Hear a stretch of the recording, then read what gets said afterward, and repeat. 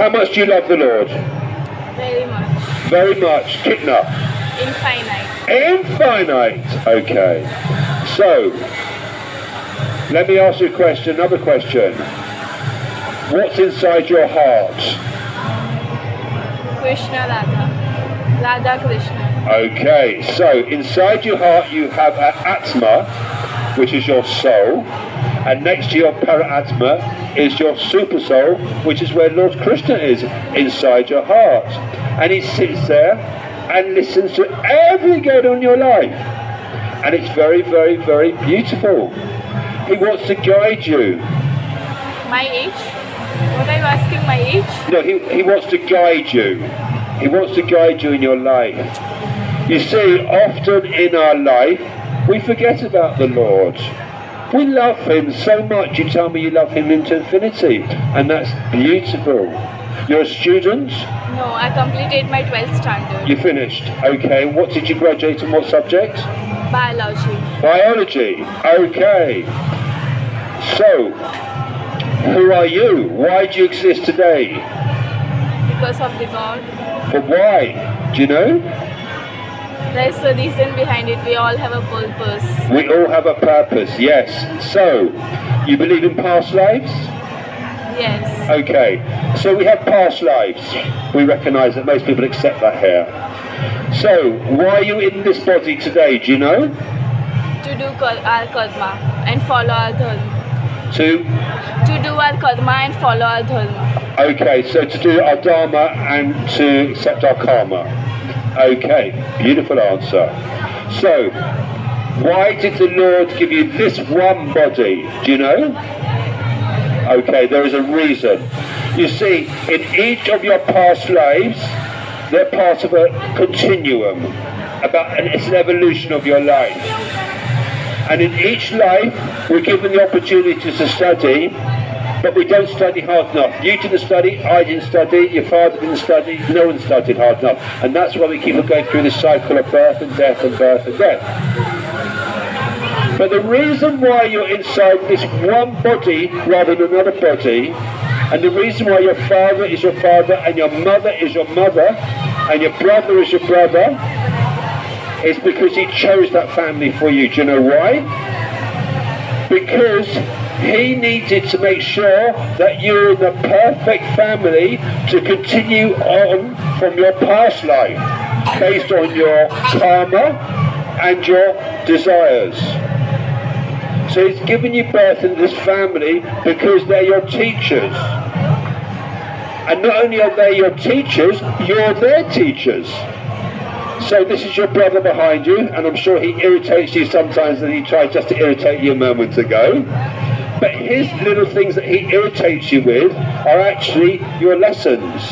You see, your brother is your teacher, and you're your brother's teacher. Yes! No, she's your teacher as well. You can't have it one way, it goes both ways. And sometimes, actually, it's very interesting. Sometimes it's the people that irritate us or we don't get on with who are our most important teachers, because they're the ones who need to teach us something that's different to what we already know. And that's why we get irritated, because they're doing things that we don't want to accept. But because we don't want to accept, it means we're very limited. But we should be able to accept everything that goes on in our life without getting irritated, without getting angry, without getting frustrated and upset with your brother, for instance. And that just shows you how much we need to learn. And it's really, really, really important to understand that. So everything that's happening in your life is by the Lord's arrangement. And it's beautiful. And that is why he's trying to say to you, the Lord is inside your heart. He's watching and guiding you the whole way. And he's trying to tell you, whatever happens with your brother, you've got to somehow learn. Because every time you get irritated by him, because he winds you up, yes, all the time, every time, we've got to become so tolerant, so tolerant, that it doesn't bother us anymore.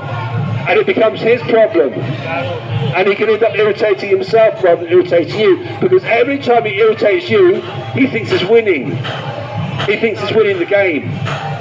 But the moment you don't get irritated anymore, the game's over. And who wins the game?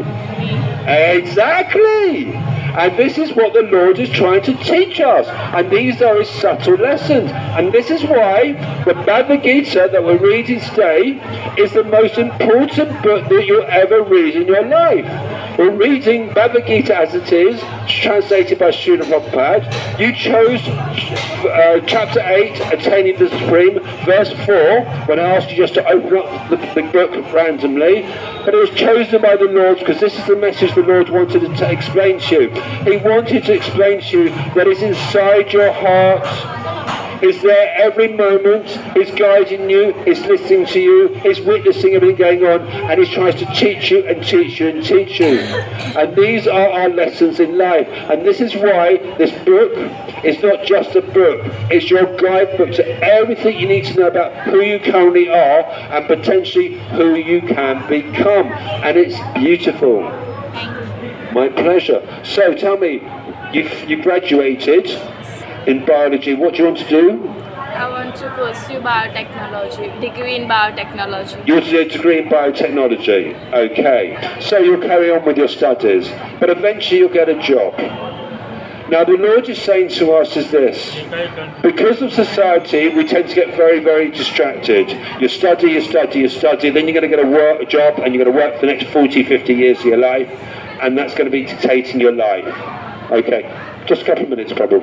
Just a couple of minutes. This is a good lesson from the Lord for your daughter. It's very important. But the Lord is saying to you is this: you're going to come out with some very good qualifications, and you'll get a job and earn some money to pay and support the family. But he also wants you to try and use the knowledge that you have to help society as a whole. So with your sciences and your medical aspect of what you understand, maybe you could do some social work, working for a charity. Just do something that's more than just working for your life. Do something that's going to help society. But for you yourself, he just wants you to become a better version of yourself. Because at the moment, our lives are very, very contaminated by everything that we experience in the material world. And that's why we get angry, we get bitter, we get frustrated, we get jealous, we get greedy. But all he wants to do is teach us how we can be more mindful, more kindful, more caring, more loving, and more giving. I know your family want to take you away, and that's absolutely fine. The Lord wants to share this very special thing with you. You've got a copy of the Gītā. What I urge you to do is every morning when you wake up, just read one sloka. I'm doing it at the moment, and all of a sudden I'm on chapter 7 already. And you'll get through it really quickly, but it'll give each day a bit of focus on the Lord and a bit of focus on an aspect of what the Lord is trying to show you. And that is just for your focus today, and that alone is going to start to help you to build your love relationship with the Lord. Combined with chanting Hare Krishna, Krishna Krishna, Hare Hare, Hare Rama, Rama Rama, Hare Hare. Thank you for sharing. Hare Krishna. What is your channel?